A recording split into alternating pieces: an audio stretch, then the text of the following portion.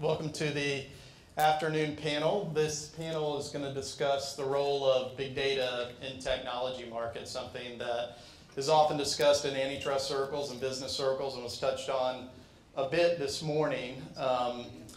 Back in 2017, The Economist had an article titled, "The World's Most Valuable Resource is No Longer Oil, but Data." And that's become kind of a tagline, data is the new oil, a common catchphrase we hear a lot. So on this panel, we're going to try to dig beneath that a little bit and ask some specific questions around big data. For example, there are many types of data, machine data, user data, structured data, unstructured data. What's the most important types of data we're seeing in technology markets today? Does it matter whether the data can be collected and used by only one company or multiple companies? As our economists would say, whether it's rivalrous or non-rivalrous. We'll talk a little bit about when data or the lack thereof can produce a barrier to entry. Sometimes successful companies starting out without any data have overtaken companies with a lot of it. That's the MySpace, Facebook example, and there's many others. Some say that feedback loops now prevent that from happening. So we're going to try to talk a little bit about what's the difference in those circumstances. We'll also touch on privacy in data, which was hit on a little bit this morning. And finally, talk about AI and data. So we have an ambitious agenda here. Fortunately, we've got a great panel to address these issues, ranging perspectives from academics, founders, and venture capitalists. So I'll start to my immediate left. Greg Back is a managing member at Freescale Capital with decades of experience as a venture capitalist and private equity investor in data-intensive and AI-driven businesses. And Greg's going to give us some interesting thoughts about the AI world particularly. Next to Greg is somebody who needs no introduction around these parts, Professor Susan Athey. She is the Economics of Technology professor at the Stanford Graduate School of Business. She spent years researching and writing about economics of data and data-focused industries, including artificial intelligence. She's a member of many boards who think about those issues, and she also helped set up this conference today, for which we want to thank her for that. Next to Susan is Kel Riley. I guess it's Kellen Riley. We call you Kel. And he's the managing director at General Atlantic with over a decade of venture capital experience, including investments in companies like Airbnb, Slack, Snapchat, Spotify, Uber, and many others. And finally, at the very end, from me, is Ari Paparo, and he's the CEO and founder of Beeswax, an ad tech startup in New York, who also worked as a director of product management at Google's DoubleClick business. And he's going to give us some interesting perspective about the ad tech world and big data. So we thought the way we would do this panel is kind of turn it over for opening remarks. And Professor Athey, I think you were going to start us on that. Absolutely. So would you be able to put up my slides? Thanks. I just wanted, we had some really great discussions among this group. Actually, one of the fun things about a conference like this is you get to brainstorm with these amazing people from different perspectives. And so I wanted to put up a few things that would sort of frame some of the things we'll talk about today. So I've been doing conferences around data and antitrust for probably a dozen years now. And at the beginning, it was actually very frustrating because most people just didn't have any idea what, from the regulatory community, even what the data was used for, how it was used, and how that differed. I think that that's really changing now as people have started to learn about algorithms. But still, there's a lot going on behind the scenes, especially in the advertising ecosystem, that just most consumers don't understand. And so there can often be a return to the comfort zone of sort of what, my interaction with Facebook, because I understand my user network, and not enough attention to what's going on behind the scenes. But if I just think about the different ways that people are using data and put it into categories, there's things like customer acquisition. So for a long time, of course, companies have tried to find customer lists or mailing lists. When we now go to the digital world, you might be interested in finding people who might be interested in your product. Now, there can be many ways to find data on people who have pets. The credit cards have that data. There's all sorts of different ways to find that.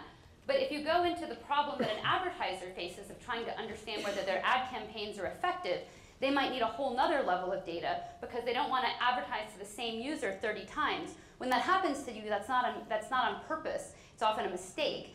The advertisers just can't tell who you are across different platforms and circumstances where they might find you. So it's not just important to find someone who likes pets, but it's actually, you want to count exactly how many times this individual saw your ad. It's not that they care about you as a person. They don't need your social security number, but they do care for this unit, how many times that they see the ad. And that requires a whole nother level of data and precision that is not easily available from lots of different sources. In fact, it might be that the ad platform is the only one that has that. And then the size of the ad platform and interoperability of data can be very important. Another thing that firms are doing is monetizing a user base. So someone like Facebook or Instagram, as they grew, needs to find a way to make money on their users. And so then you need to understand what the user is doing. Of course, on a social network, that might be more simple, but on a more complex website, you need data about what the consumer is doing and what task they're trying to accomplish at that moment in time to understand, say, what's the best way, what's the best offer to show or the best ad to show. Then there's improving products and services, and there's all sorts of ways. You're learning from past experiments about your users, so data about how consumers responded to changes can be a really important type of thing. Not just who were these users in the past, but really what happened in all of your previous experiments. And one type of way of improving product and services that's especially important is search and discovery.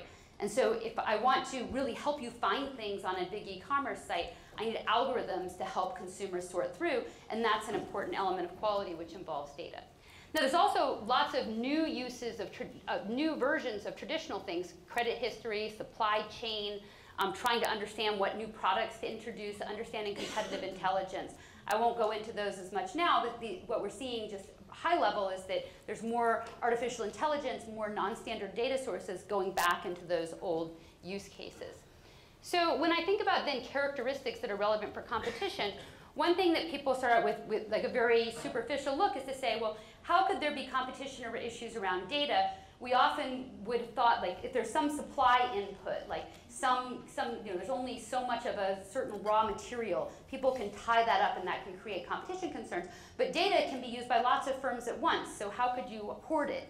But of course, that really depends on a couple of things. First of all, are you actually really able to move data across firms? In this environment of privacy, and especially under new regulation like GDPR, can actually be quite difficult to move data across firms, and that can create a friction.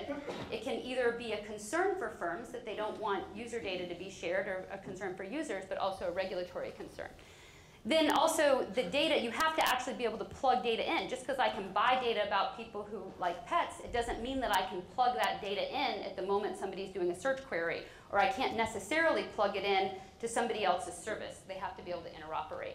So, and you also, sometimes if you're buying data, you have to make specific investments to really make it useful. Data, different kinds of data may or may not be complementary with each other. That actually depends on the context. So I actually just came back from New York very late last night. I gave a keynote at AAAI conference about the value of data. And there I showed in a particular application how different kinds of data had different incremental value. And that really depends on what you're doing. So if you're trying to do individual user targeting, having a longer time period for the same user can be very important. But other types of recommendations and algorithms, you might be able to learn a lot from similar users, and you don't necessarily need to follow individual users for a longer period of time. So the sad truth is that you can't just generalize and say, oh, there's diminishing returns to more data, or there's always a huge benefit to combining lots of data. It depends on the context. But one context where it can be very useful to combine lots of data is certain kinds of advertising. Again, if I can see you everywhere you go, then I can really tell whether ads work. And I can also, in some cases, create a profile on you that's so deep that it actually can really lead to outsized returns. And I think I used to be very skeptical about some of this. Cookies were very noisy and they didn't really tell that much about you. But now that your mobile, if anybody hasn't studied mobile location data, it's very, very, very revealing about your life and where you go. And when you combine that with web browsing data and other types of data, the profiles they have on you are really quite deep. and really can understand a lot more about what you do. So in that case, you can think of a complementarity. And there's also a complementarity in the privacy risk, if you think about it. Because if one person has one bit of view and another company has another bit of view, combining those may not be, taking any one isn't that revealing. But now if you imagine somebody sees every place you ever went, every website you ever went to, every search query you ever went to, whether you went to the bathroom during the TV commercial, and so on, all together, a breach of that data becomes much more risky than a little bit of data about a few websites you went to. When I think about another aspect is perishability. So in some sense, for some purposes, just knowing where you went in the last month is good enough. So I can predict what restaurant you're going to go to based on your restaurants in the last 6 months. But if I want to serve you an ad to go to the restaurant you're walking right in front of, that's very perishable. And so in order to make use of that data, you both have to have it in real time, and you also have to have a vehicle for talking to the consumer. So they need to have the map open or something else in order for you to be able to take action on it, and that's similar to search. And then there's sort of the uniqueness and exclusivity element, which I've kind of alluded to already. How you interpret the uniqueness of a data really depends on its use. So again, knowing that you have a pet that has a need right now to go to the vet is different than just knowing that you generally go to the vet. And so, it also depends on the context in which you're using it. So let me just highlight a few other special issues that come up with informational advantages. So I actually have a paper called Peaches, Lemons, and Cookies that kind of I started writing about 11 or 12 years ago about this issue. But if you ever have a case where somebody has better information, and they can use that information to either cream skim the best customers or avoid the worst customers, that can have profound implications for the functioning of markets. We see this in high-frequency trading or in an insider trading rules. It would be really bad if we had a stock exchange and the owner of the stock exchange also was able to peek at the orders coming in and out and trade first before the other orders got filled. And without going into details, that's kind of what happens today in the ad exchange markets. And so that can really have a pretty profound impact on competition. If one firm is able to cream skim everything, the other firms get lemons and they won't pay very much for it, which can cause a whole market to unravel. So and there are other examples like that as well. If I can cream skim the best credit risks, those types of informational advantages can be very important. So in some settings, having a little better information than someone else just has an incremental effect, while in other cases, it can really be a very important barrier to entry. And I'm sorry, one other thing I should mention on that there's been some discussion around that on having information about customer needs would allow you to be better at introducing new products as well, and something that's been talked about. Finally, I just want to say really the impact of data on competition is highly endogenous. That's another thing I think people put insufficient attention on. The combination of data and access to a user base, that's what's really powerful. If you think about, if I'm directing traffic, if I have lots of data and I have a lot of users, then I can use my data to help direct them in a certain direction, which can reinforce the data advantage. The data by itself is not as helpful. There's also productivity benefits in that if you have a large user base, you can experiment on them and learn more quickly. So there's this combination, this magic combination that's very important. And then the final element is interoperability. And what we've often seen in these industries is they start out very open. You have all these distinct products, and even say your YouTube, you want to get as many consumers as possible, you want to get as many advertisers as possible, so you interoperate, you want everybody to come. But then if you're integrated in a larger firm, you can get conflicting incentives that say, oh no, if you want to get access to this particular inventory or this particular data, you have to use my other products. And that's not natural if you're a standalone firm, but it's an incentive that arises if you're part of an integrated firm. And so what we've seen is that products start out being interoperable, data flows across, tools allow lots of different players to come, you can bring your own data, you can bring your own analytics, but then over time, they close up and become not interoperable. So I think as we think, one, it's pretty a strong idea to say, let's go break up firms. That doesn't happen very often. But making sure that things are interoperable, putting conditions on mergers to make sure that interoperability remains is another type of tool that could potentially alleviate some of the conflicts that arise when you go from separate firms to combined firms. So this is sort of a forecast of a lot of the issues that all of our experts are going to hopefully dive into more in the rest of the panel. Thanks. Thank you. Very helpful setup. Ari, there's a mention of the ad exchanges and a lot of talk about the ad tech market with respect to a lot of these issues. Could you give us your perspective on data in the ad tech market and the privacy implications as well? Yeah, let me start by asking what endogenous means. Determined by the system versus predetermined. Okay, so God didn't say that this product only works with this other product. Okay, cool. I'm gonna use that. So let's talk about. I'll start with very brief Ad Tech 101. The digital advertising business is about $110 billion globally and is about to take over most of the television dollars. So we're expecting it actually to increase in speed of growth. It's a very big business. The sort of outsider point of view is, oh, it's just Google and Facebook. That's all that matters. The reality is, even though they are the two largest participants, it's a very dynamic ecosystem with many companies, some of which are quite large besides those two. Beeswax one day will hope to be among those very large companies. But the point being that when an ad shows, when you load the NewYorkTimes.com in your browser, and there's an ad for Verizon, let's say, the process of getting that ad onto the page could involve many parties. It could involve Google and Facebook bidding on exchanges, so like the stock exchange, to figure out which ad should show there. It could be a Verizon with their homegrown technology bidding on that. It could be, that's what my company Beeswax does, is we help bid on that. And the complexity also goes with all these kind of interesting side effects around data, around competitive landscapes, around the lemon market, which I think was super interesting. And that's where kind of the rubber hits the road on a lot of the antitrust issues. To some extent, advertising is the front in the war of antitrust because these big companies make a large amount of their money on advertising. So I want to address specifically some of those data issues. First, the lemon market. I want to give a practical example because I love that you brought that up. So in these exchanges, Google operates the largest ad exchange, and that is the system that lets a publisher make money by finding the highest bid for a given ad.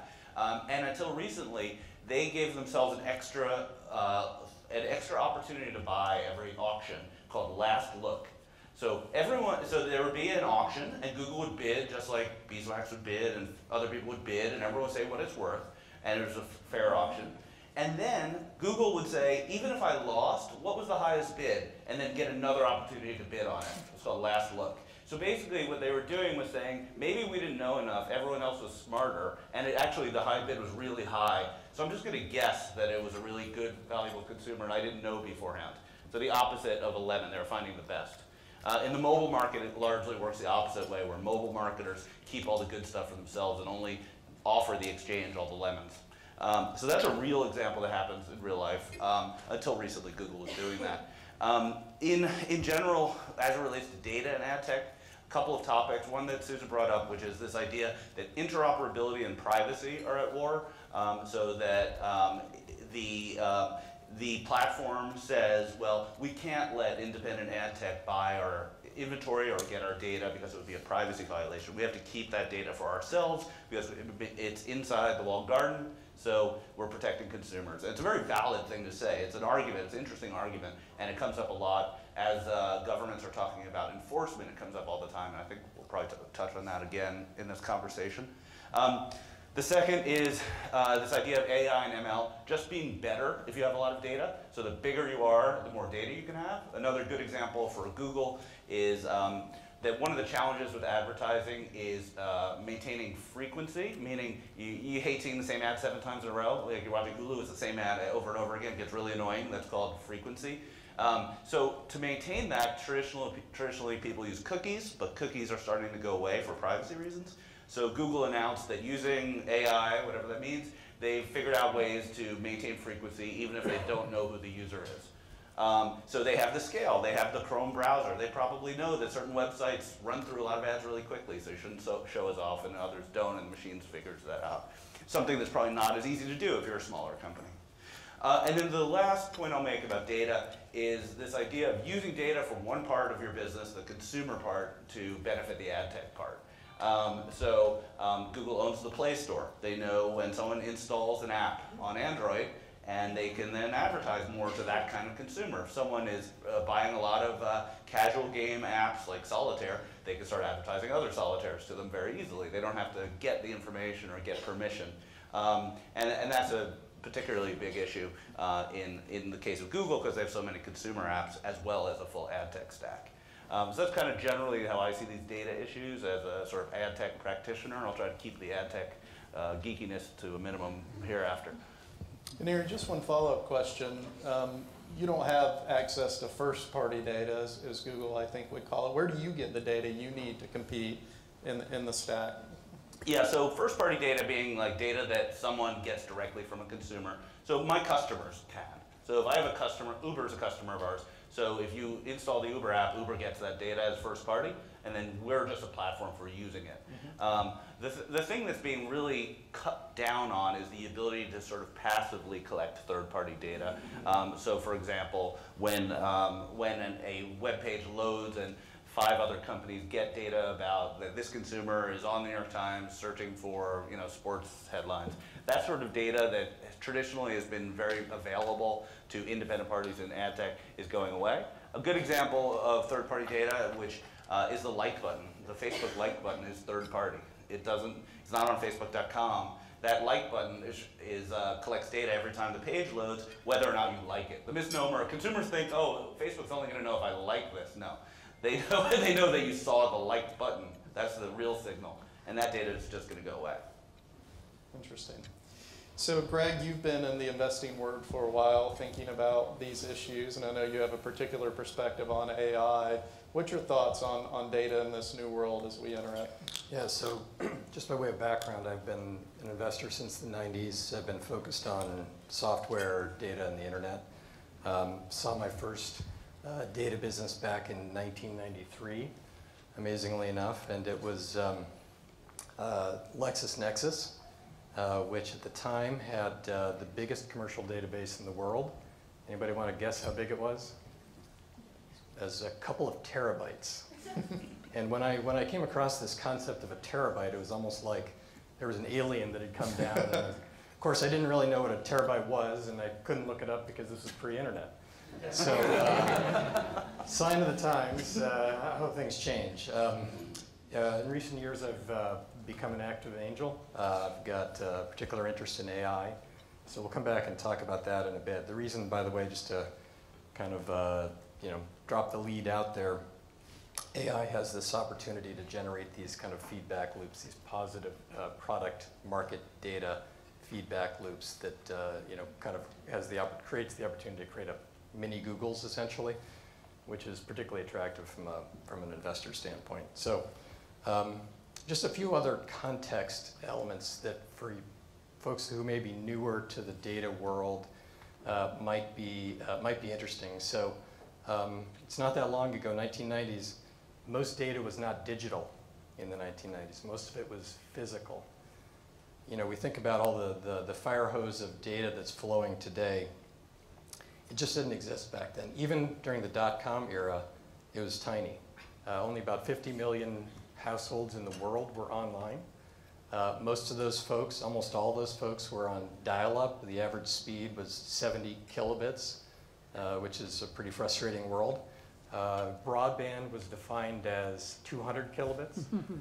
The average now is about 1,000 times that fast. So you can imagine that back then, there just wasn't that much to work with. There just wasn't that much data. So this concept that we've come across these days of surveillance capitalism, you're throwing off so much, a data exhaust, if you will, didn't exist back then. There just wasn't enough to go on. And I'll add that, to some extent, the issues that were being dealt with back in the day were kind of quaint. Does anybody remember the DoubleClick Abacus acquisition or Google DoubleClick? So the big controversy back then, 20 years ago, was, oh my God, DoubleClick is going to combine this digital information with this offline catalog information. So they're going to know what I'm doing in kind of both aspects of my life. Nowadays, that's many, many moons ago. So we've seen a lot of evolution since then. Google has now an extraordinary amount of information over our lives. But it wasn't even until 2012 that they integrated their own databases, right? Gmail's data was separate from your search data, it was separate from your map data, and so on. To some extent, they reacted to Facebook and said, we've got to compete with using our data advantage pretty recently. So I'd say couple other things. The reason that we've got such a data pipe today is the infrastructure's been built out. Why was there little data back in the 90s? Well, we didn't have pipes, by and large. We didn't have storage. We didn't have the processing capability. Now we've got all that stuff. So it's like we've got a V12 now under the hood instead of what we used to have. Other thoughts. One is, who created all this data? Well, we estimate that about 80% of it was created by consumers, 20% by enterprises. The thing that's really interesting, though, in terms of today's discussion, is that about 80% of data is at some point touched by business. So it's that 60% of data that was created by the consumer, but is now touched in some way by a business, whether it be Google or anybody else. That's really what's the source of a lot of these issues today, the privacy issues, the antitrust issues, and so on. So I'll pause there and come back later. Great, great. Kel, talk a little bit about the role of data when you have your risk-reward analysis in investing. How are you thinking about data in that analysis? Yeah, absolutely. I think it's a very interesting, we play a very interesting part of the market. I'll give you a little background to General Atlantic and what we do. But we've been around for about 40 years, and we do largely growth companies, and so businesses that tend to be north of $100 million of revenue and scaling rapidly. And those are the businesses that we tend to invest in. I think what we talk a lot about internally, and we think a lot about as a group, is as you get into those levels of scale, you start to attract real scrutiny from large platforms.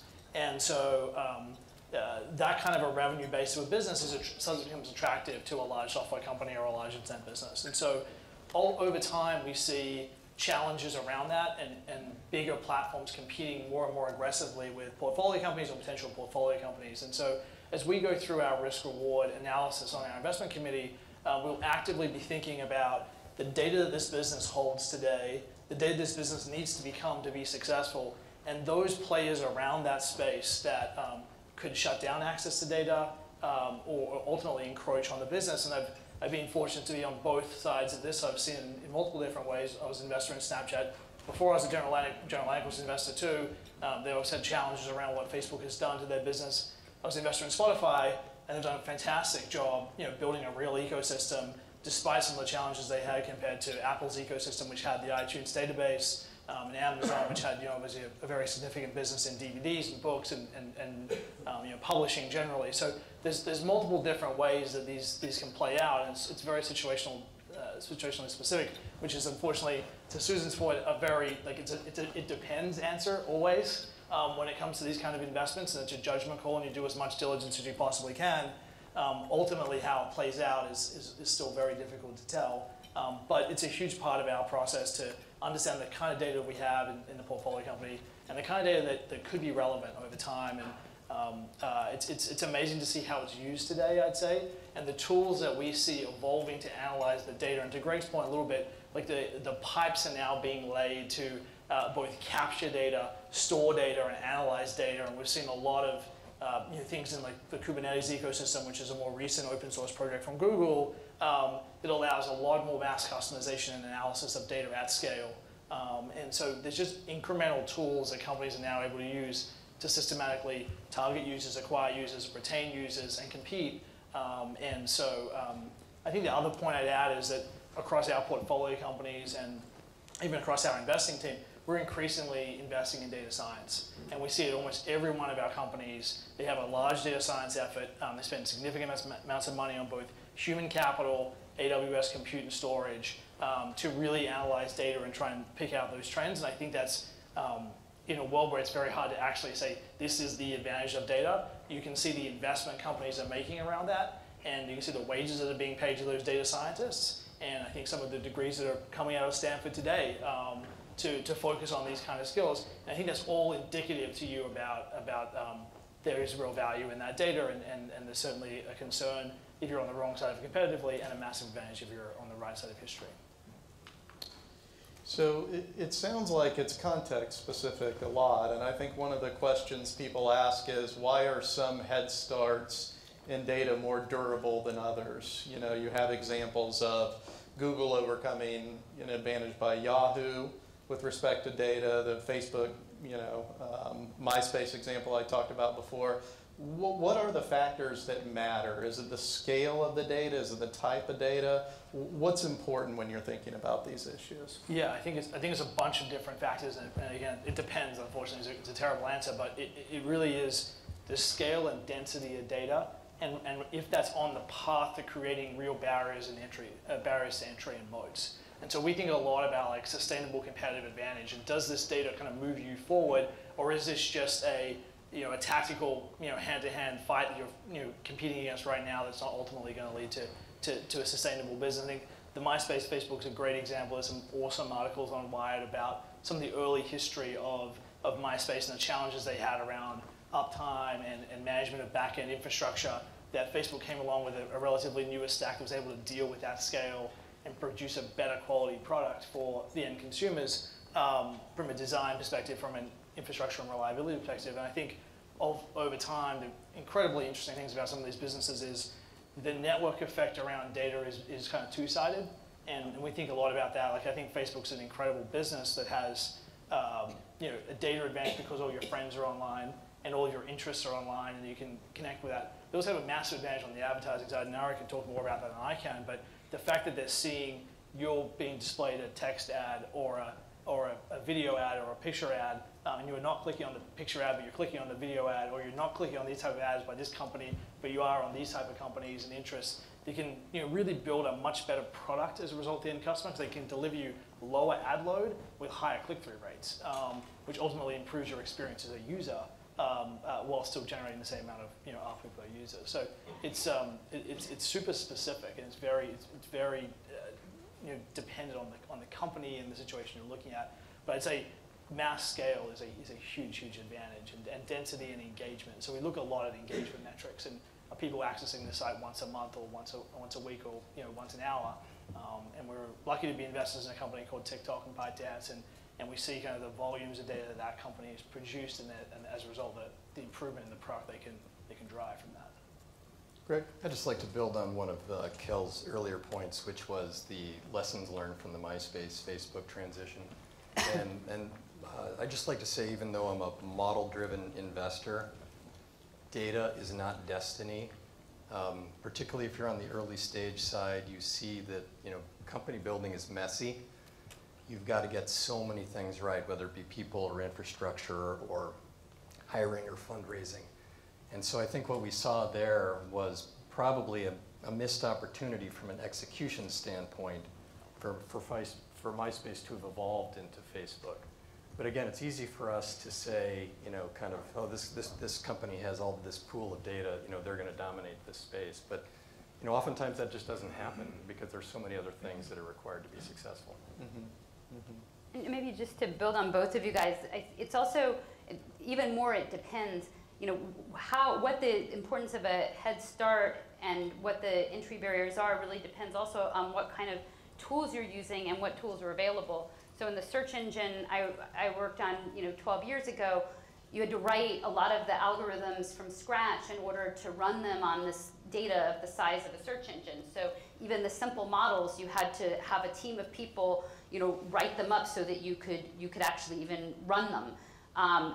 Today, that stuff is available off the shelf, and I do research projects on terabytes of data, and you just spin up a machine, and somebody has already written the software that will take my model and distribute it optimally and optimize it, and I get my results back. So something that was a 6-month project, in a $1 billion business 10 years ago for a bunch of engineers is now something I can give to a master's student, and they can run it in an hour. So if you had, if you asked the question, 10 years ago about how hard it would be and how important it would be to have a head start, that would be very different today if you were starting from scratch. And then the value of data also depends on how rich the models are you're using. So this is something, again, I'm exploring in some of my research, just to quantify the point, which I think is obvious to people who are more experts, but just that, if you take a simple model and you add more data, diminishing returns kind of kick in pretty quickly. But if you keep enriching your model as you add more data, it can get better and better and better, and you don't hit diminishing returns for quite a while. So, but it used to be that to do something very complex at scale, you had to do a lot of custom engineering, while every month that goes by, there are now tools that allow you to do more complex things at a larger scale, which changes the entry barriers.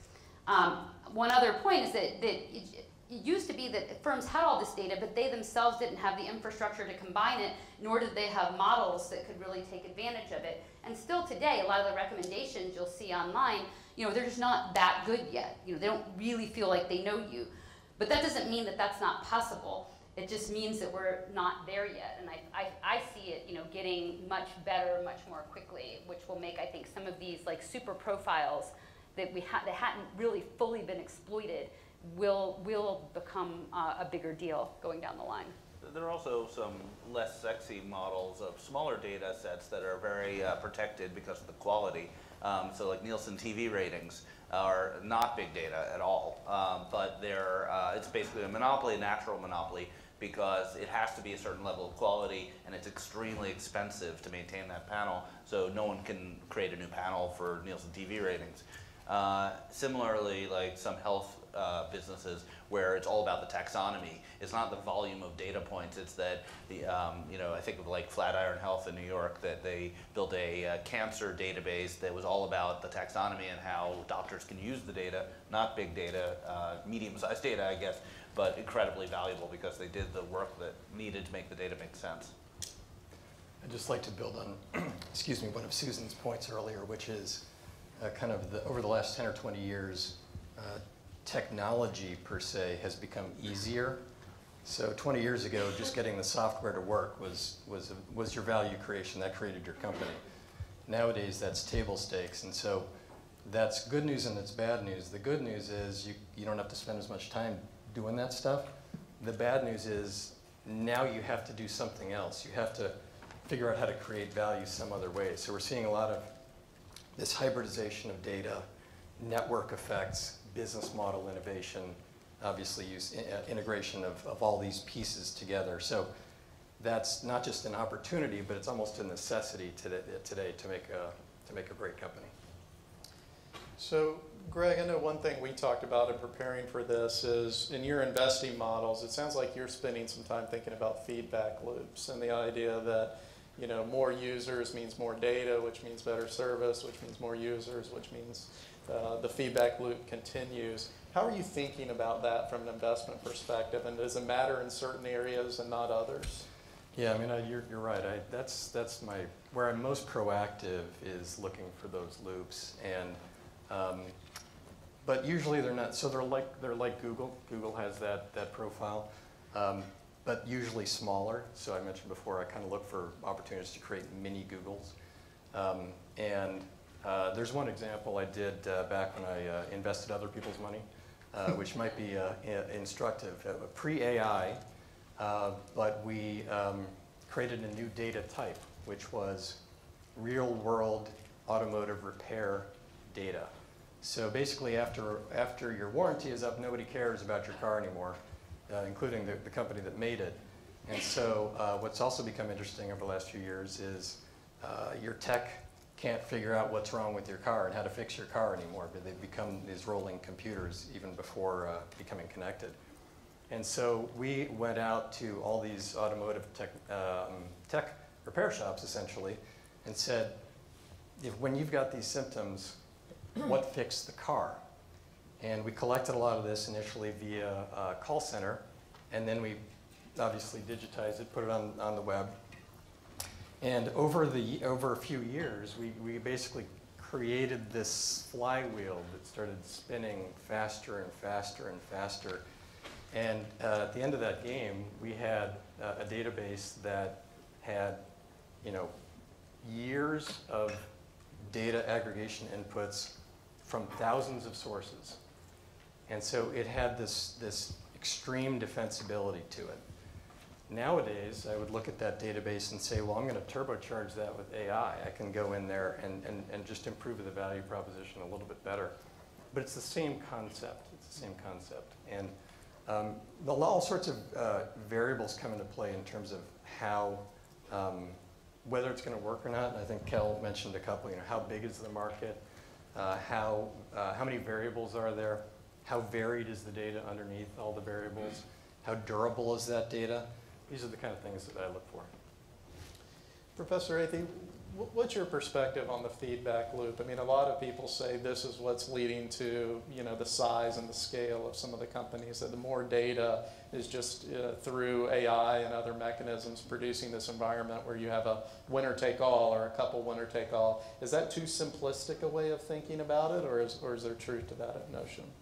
Well, I think there's obviously a fair bit of truth. There's also some maybe sometimes overemphasis on the consumer side because that's what people experience. So it's certainly the case that if you are a company providing, web services, if you're a marketplace, an e-commerce platform of some sort, you're going to get this loop where, first of all, you can start out by just looking at characteristics of what you're selling, and you try to rank things that way. So you show, somebody's searching for something, and you just sort things according to price in the broad category.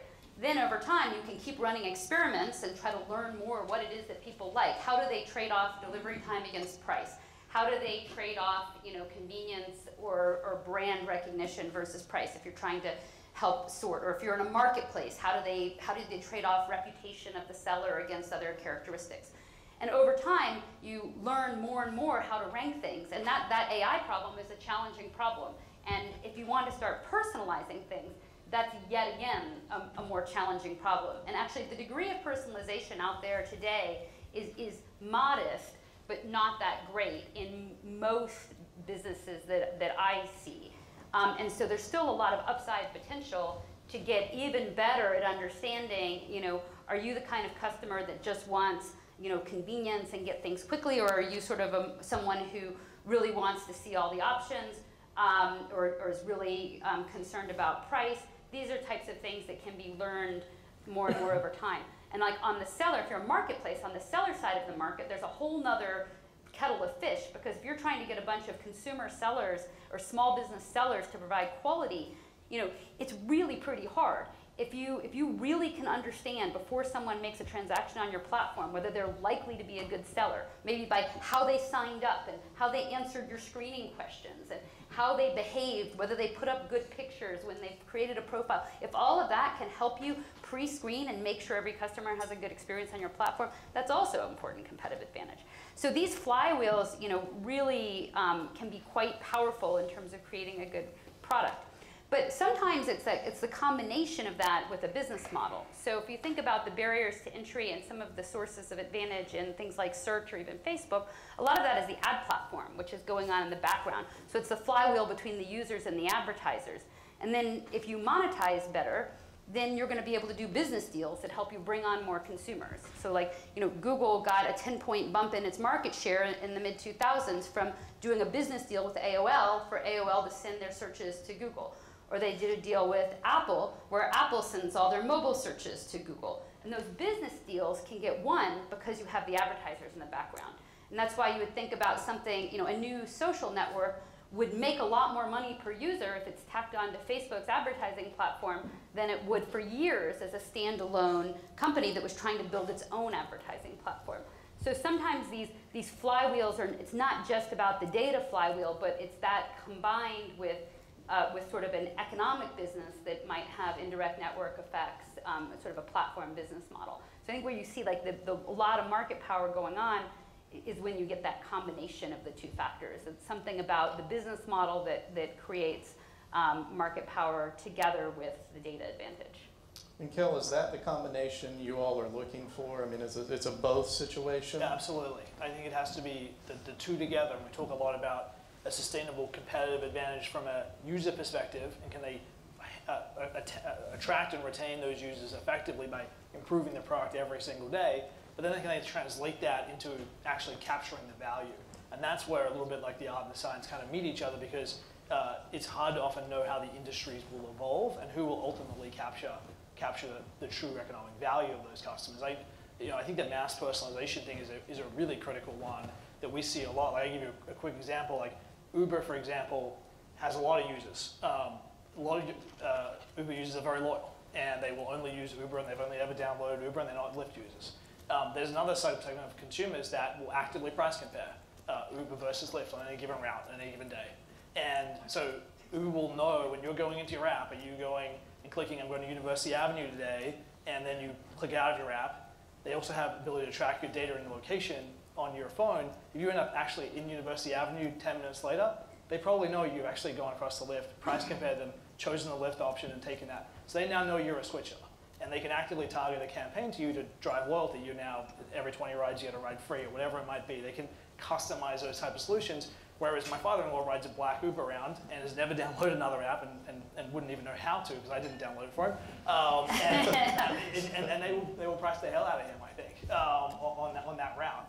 And so it's I think a combination of the tools, the scale of the data you can pick up, and can you actually improve both the product and capture the value, I think is a really, that's one of the most challenging parts of our job, is figuring out who ends up actually capturing the value you create, because I think everyone would say their Uber experience has got remarkably better over the last 5 years. You don't have to wait 20 minutes for a car to show up now. There's one like around the corner.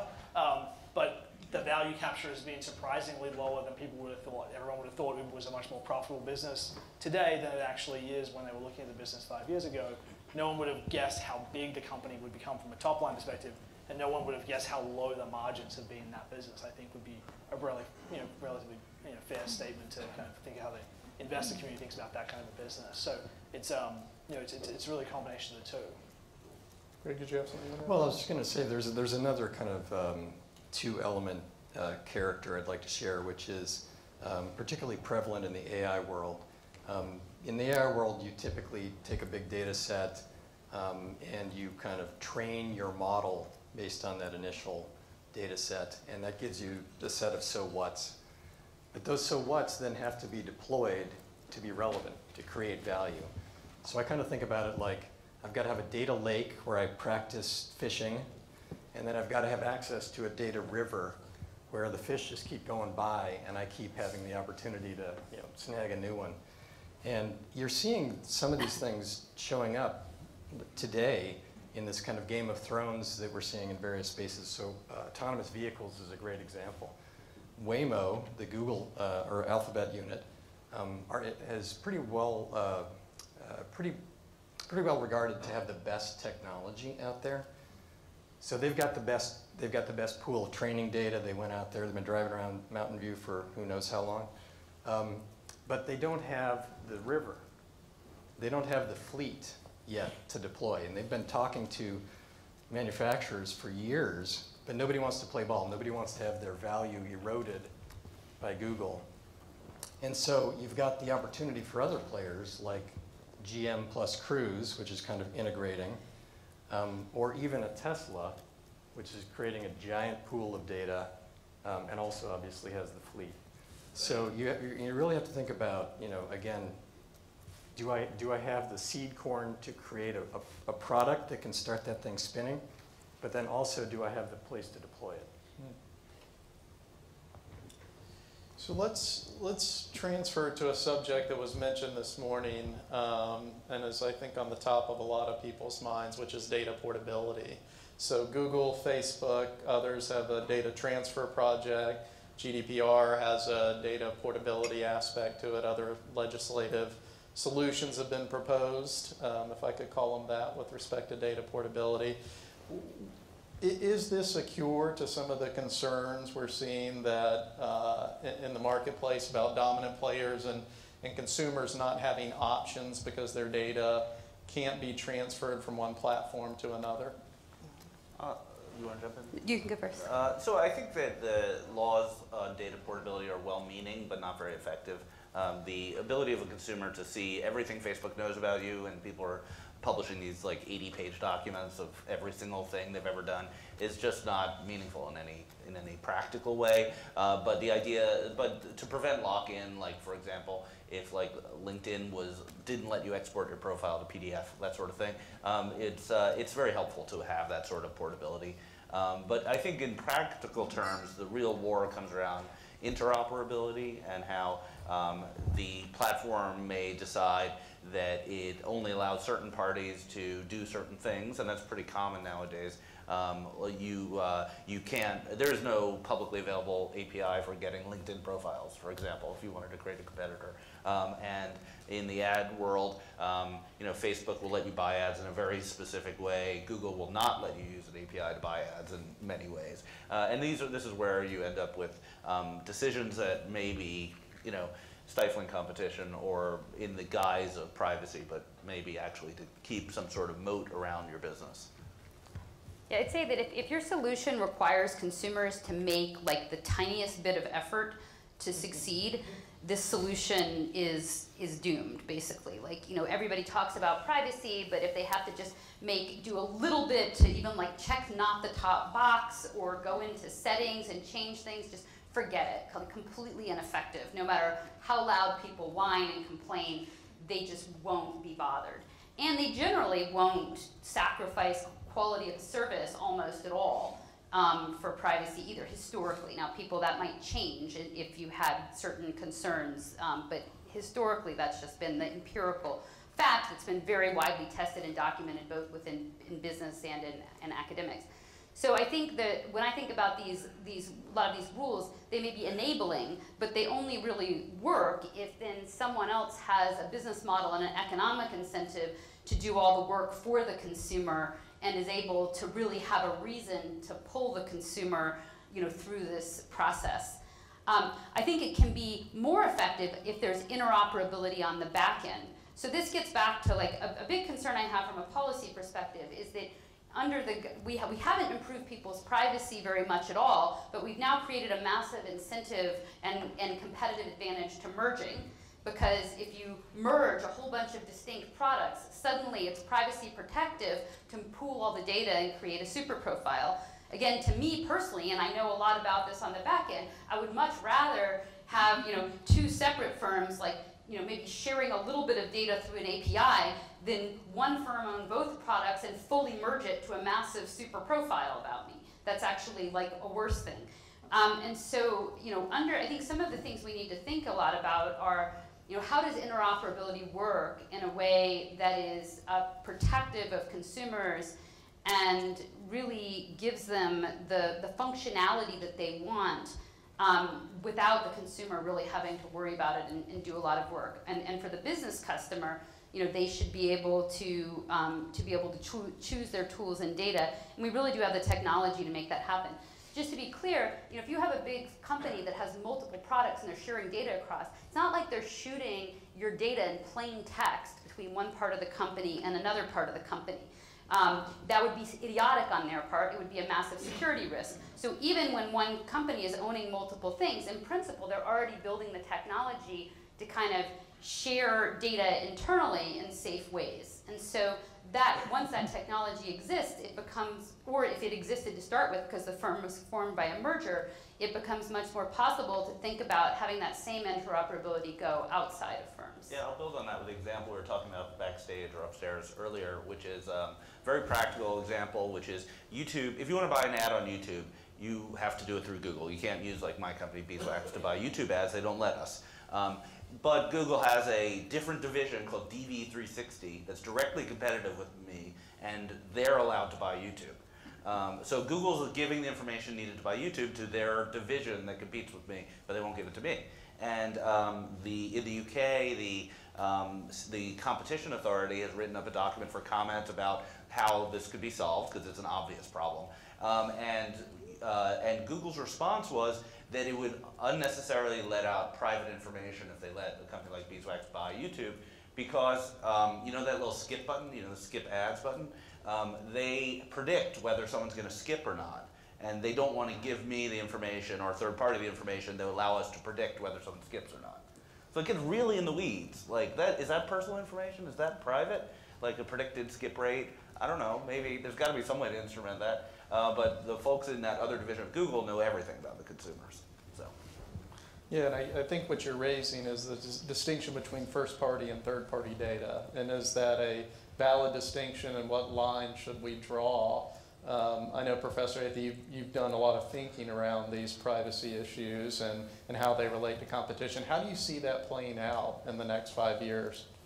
Well, I'm a little disappointed because I think we have made like some pretty big mistakes in terms of consumer education and regulation.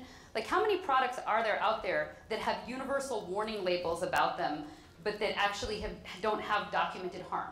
So like the cookie is like, who would ever want to defend the cookie at this point? Because governments all over the world have thought it was so important to warn you about cookies that there's a warning label. So you think the worst thing that could possibly happen to me in my life is that a cookie occurred, right? Something happened. I don't even know what that means, but it must be very, very bad, and very bad for my privacy, right? But then, if I again, creating a super profile, totally fine, right? I shouldn't worry about that because I trust this big company. And of course, it's true that a large company probably has better security. Like, they're probably less likely to get hacked by a nation state or something than a startup is. And so there is some truth to economies of scale and security. That would also be true for using the cloud and so on. But at the same time, from a sort of, if my concern is not getting hacked by a nation state, but it's more about just how the data is used or what people know about me, then the combining data behind the scenes is probably much more invasive than these sort of anonymous things. So I think we need to, first of all, I guess one reason privacy is so hard though, is that a lot of times people's feelings about privacy don't map onto economic costs and benefits. And so if people have like a specific economic reason that they liked or didn't like privacy, then we could sort of design a system that would solve those problems and make everybody feel better and restore competition. But a lot of the feelings about privacy go beyond just the narrow things. Is it that I'm worried about what could happen if the government changed? Or, am I worried about what can happen with a subpoena or an abusive government? Am I worried about breaches and leaks? Am I worried about power? And I think a lot of people right now are starting to feel uncomfortable about power. Going back to John Levin's remarks earlier, where he talked about the political economy, right now, just across the country, people feel uncomfortable with the power that these big firms have over them, and they feel like data has something to do with that. But how do we respect that concern that people have and operationalize it? It's very difficult because I think each individual has a different feeling about it. It's not necessarily based on education about facts, and it might change over time too. Because today they're not worried, then they read the newspaper tomorrow about how somebody's kid gets kidnapped because there was a leakage of their nanny's mobile phone, and then they're going to think very differently about the leakage of that kind of data. So it's also not static. So I think we have a challenge as a society. I think what we need to do is educate society as quickly as we can, and then try to reflect society's values much better in our regulation in order to give people what they want while preserving competition and consumer benefits. I'm going to leave a little bit for questions, but before we do so, let's dig a little deeper on AI. And Greg, I know you have some thoughts about how that's going to play out in terms of the role of data. Do you want to share some of those thoughts? Well, yeah, I mean, it's, how long do we have? Yeah, so, I mean, AI, everybody knows, is a big wave that's kind of, a horizontal wave that's kind of flowing across the tech landscape. And obviously, data is at the center of that. Right now, that was triggered by this, the recent innovations in deep learning, neural networks, and the infrastructure that those run on, which are now it's now possible to do things that 10 years ago was not. So right now, there's kind of this, there is a value for data that that has changed the landscape. Some types of data that used to not be very valuable are now pretty interesting. And so I do look for those opportunities to create those flywheels. I will say though that there is, AI is still in this second inning. I mean, there's a non-zero possibility that, meaningful algorithmic change will change the landscape. So again, right now, algorithms are not going to define your success or failure of your AI model. It's going to be data and other execution variables. But let's take that autonomous vehicle example I mentioned before. There are a variety of different things that can impact the amount of data, the quality of data that you need to clear a threshold of performance for a given use case.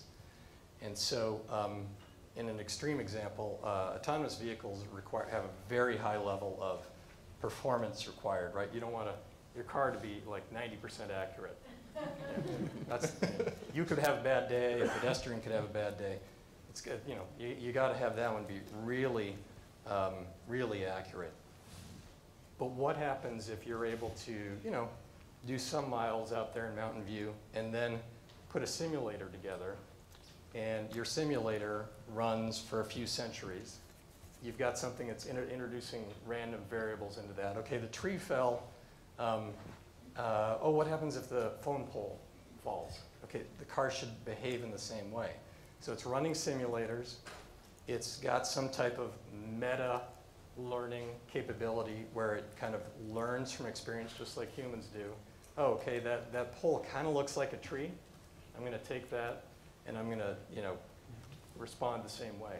So I think that, again, given that we're in the second inning of AI, we shouldn't rule out the possibility that there are going to be these kind of, jump shift, frontier shifts that are going to impact the landscape. And so, right now, maybe Tesla has the inside track because they've got the most data and they've got a fleet to deploy it in. But 7 years from now, your teenager in their basement might be running, a simulation on IBM's quantum cloud and be able to replicate it. So you could see a tip from what would appear to be a natural monopoly into something that's completely different. So those are the kind of things I think about. Venture capital is essentially risk management. So you place your bets and you try to, that's why you have portfolio theory. You try to anticipate bets and take appropriate risks, and those are some of the things that come into play at the early stage. Interesting. Anybody else want to comment on AI before we go to questions? Yeah, just pick up on that. It's actually really interesting. So the way that you just described the car example, that's basically what happened with teaching the AIs to play Go. There's some human data, but then one of the reasons that the AI have been able to play chess and Go so well is that they've simulated lots and lots of games. And so if you can have the computer generate billions of data points, then it's much easier to create a mapping from board positions to probability of winning. Now there's some settings where you can do that and some where you can't. So you were talking about the data river, which I love. I'm totally stealing that. When I say you need a consumer base, you say a data river, which basically is capturing that idea that you want to keep practicing intervening on the world. In the autonomous vehicle example, yes, you can imagine really what's complex there is all the different combinations. So if I can learn what's a combination of a kid and a pole or a combination of rain and a pothole, and you could actually use generative adversarial networks to create lots and lots of simulations that look like the real thing, but that have various combinations, and then you could try to get your computer to, your algorithm to learn that. But there are other settings where you just don't know. So I don't know what the right answer is. I don't know how people will respond if I show them, this user screen versus that user screen. I don't know how people will respond if I, have a new product innovation. And for that, the computer-generated simulations will only give you back what you put in. And so there's going to be some element of that data river or that ability to keep fishing that's always going to be relevant. But I guess the percentage of it that can be done by simulation versus where you really need the real consumers might be a variable in the future for thinking about investing. Eric Schmidt actually had a quote recently in a thing I was on with him where he talked about how generative adversarial networks could be really one of the most important innovations for science, because there's some parts of science where actually, yes, you really could create fake data and advance science. And so that's a really interesting area for future innovation. So why don't we open it up for questions? Do we have the microphone? Yeah, I think we have a gentleman up front. They're going to bring you the microphone here.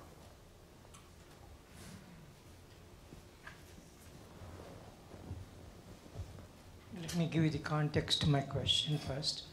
KR has moved through. I have done 25 big data, AI, machine learning conferences with about 40,000 total attendees and about 2,500 top speakers from every vertical you can imagine. So I'm speaking from experience. There is what's called bias problem. In big data analysis, AI, machine learning, there's a bias problem, and it depends on how the algorithm is written, and there's a human being involved. That's the bias that comes in. And there's also bias on how well you do the ML, a lot of big data, even though you have to do it on your own data, which also creates a bias. Anyone who has done extensive work on the bias problem and how would that be solved in terms of not addressing the wrong, getting the wrong results, wrong conjectures, and etc. One of the things that was really interesting is probably everyone read in the newspaper about how some of the image detection algorithms were very poor for dark-skinned people. So classification accuracy of like 97% for white people and 75% for darker-skinned people. The less reported part was that a year later, the firms that had been in the news media had corrected, and basically it was like plus or minus 0.5 percentage points, so like all within the 97 range for both light-skinned and dark-skinned people. And actually a lot of these problems are relatively easily corrected if you know what you're correcting for. So you have to anticipate that this would be an issue. Think about the ways in which you would want to reweight your data and decide in which ways do you want to be fair, or where do you need to make extra investment to have more uniform accuracy. And then there's also lots of different ways you can run experiments. So like if you think about bias and hiring, if your data set only has people who made it through your screen in the past, you can run experiments and expand your pool for a period of time to rebalance your data. So the nice thing about algorithms versus humans is humans actually, it's very hard to make a human less biased. Like we've all been trying to educate ourselves. But it's a journey, and some people just don't want to change the way they think. But algorithms actually, if you recognize the problems and you are able to change your data gathering techniques, you can actually improve those things. So I have in a lot of contexts, especially contexts where humans have to make very quick decisions, more hope for the algorithms than the humans. However, that has a whole bunch of caveats. You have to understand the context you're in. You have to understand whether humans will overrule the algorithms. You have to have thought ahead of time of what the problems are you're trying to solve. And you also have to make value judgments on what kinds of fairness are important, because often it's a theorem, you can't have everything. You make trade-offs in terms of fairness.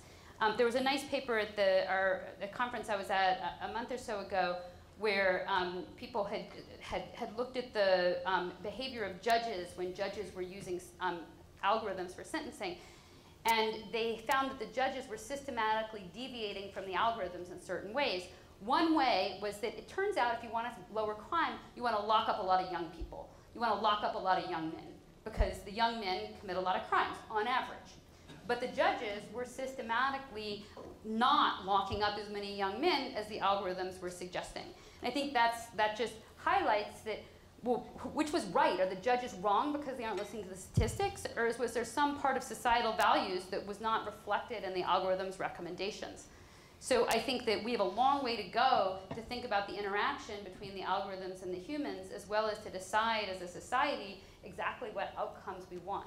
But as it all becomes digitized, we're forced to confront things that we just kind of brushed under the rug or thought as hopeless in the past. Yeah, what she said. Yeah, no, it's a big issue. I mean, AI, these algorithms are, black boxes. Explainability is something that's a weak link.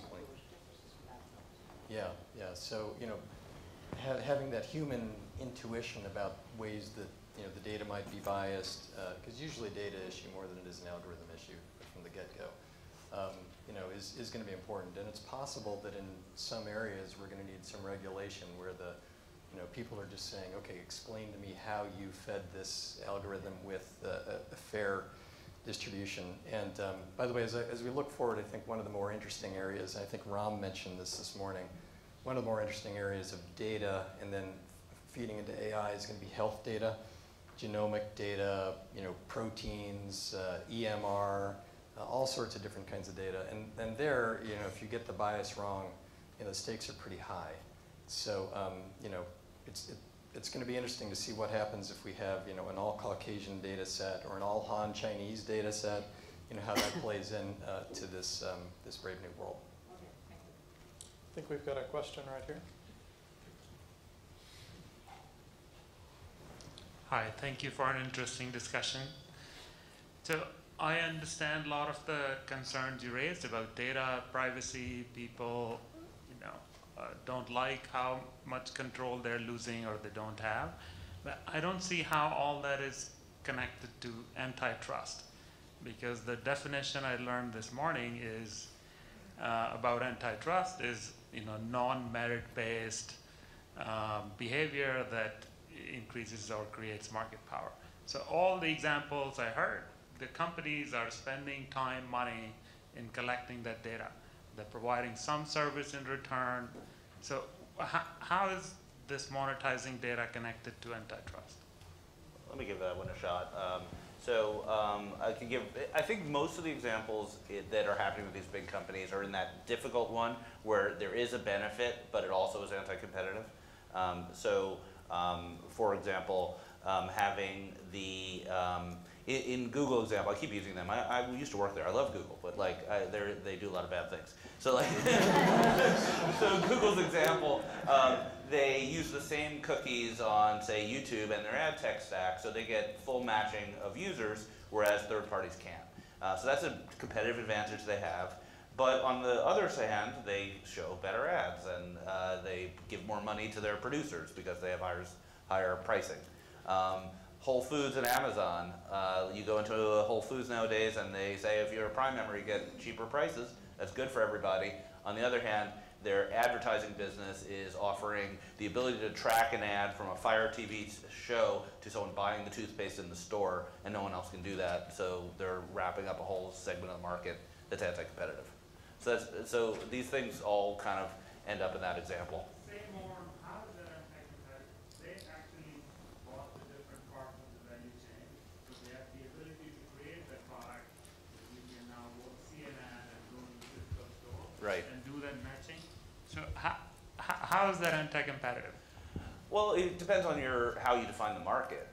So if the market is advertising, they have a huge advantage because they also own a supermarket. Those are different businesses. If you think of the market as supermarkets, it's not. So I mean, I'm not a lawyer, but it just kind of at some point you have to kind of divide up and say, does this company have too much market power that lets them expand into other markets in an anti-competitive way, and make your decisions that way? So like one example might be, suppose you had unique access to certain data, perhaps it was obtained in a legitimate manner as a company. But then you said, well, if someone wants to get access to that data, they have to also use another product that I make. So, for example, one product might be tools that you use to evaluate ad effectiveness. And so some advertisers might like it if the tools that are used to grade the effectiveness of different ad platforms were not owned by the ad platform itself. So I want to compare, you know, firm A's performance to firm B's performance. I don't necessarily want firm A to own the tool that I use to compare firm A and firm B. Okay? So then they say, but if you want to get access to certain data, you need to use the firm A tool. So now to get access to data using the firm A's tool to compare firm A and B in related products. And now imagine that that tool actually doesn't compare fairly. It makes firm A's second product look better than firm B's product. So now you're in this unique data is sort of the exclusive access to it is allowing a firm to induce customers to use a product that's not a good product, because if a firm wants to use a tool to compare alternatives, they want, usually if they're trying to compare alternatives, they want a fair comparison. Why would you buy a tool to compare opportunities if it was biased, right? A biased tool is not a good tool for a customer. But in order to get access to certain data, you have to use the biased tool. Now that's going to help expand the market share of the related product. So that could be anti-competitive. Okay? So you're using, say, unique access to one thing in order to extend your market power or monopolize another market. And there's a lot of this. One of the things that's very tricky about these markets is they're actually behind the scenes, maybe 10 different products going on behind the scenes. There's tools for publishers, there's tools for advertisers, there's data providers, and in many cases, there's a lot of market power in multiple products here. And I would say that if you want to think about one thing of when should you worry about this and when should you not worry about these kinds of issues, usually these things are much more of a concern if you have two related products and both of them are naturally pretty concentrated. So if you have two related products, both of which have some scale economies, then now you've got this strategic opportunity to say, oh, if I can have some unique data help me use one product to advantage another product, and I ultimately expect to have a lot of market power there. Those are the kinds of things I worry about. Whereas if you look at a supermarket and say, oh, is it a problem that the supermarket prominently displays their store labels? Well, we don't worry about that as much because roughly batteries and toilet paper and things like that have enough ability that if you raise the prices on those too much, other people could come in and create those products. So those markets are not so concentrated that I worry about them as much. Whereas if the downstream thing is something like a Yelp, where that's a market that there's not going to be that many Yelps. Maybe there's one or two. Then vertical relationships and damage that one product does to another can be much more concerning because those products themselves have a lot of scale economies. And if you want to know how it all fits together, follow me on Twitter. I posted a diagram explaining all of it. Gray, why don't you have the last word? I'm afraid we're running out of time I'm here. sure I don't want to do that, but there is one other angle here, which I think about as an investor, and I'm of two minds, which is, these virtuous circle models, if they're in markets that are big enough, complex enough, have the opportunity to create, that directionally, that natural monopoly type thing, that Google type thing. And that oftentimes is great for the consumer, right? They get kind of the best experience. And I'm not a lawyer, but my understanding is the United States historically has, used that test, the consumer test, essentially, as the primary test of, whether that spinning machine is anti-competitive or not. Whereas in Europe, they're throwing in the competitor dynamic to a certain extent. So again, I'm of two minds because I want to create that essentially infinite life defensible spinning flywheel, but I also want to invest in the next one that's going to be able to live in an ecosystem that has oxygen in it. And so I think there needs to be a little bit of a balance there as well, blending in that competitive consideration. Yeah, well, I am a lawyer, and you've raised a very difficult issue that people are struggling with, which is what is the relationship between competition and privacy and data availability? But unfortunately, I think that's where we're going to have to stop. So thanks to our wonderful panelists for a very valuable discussion.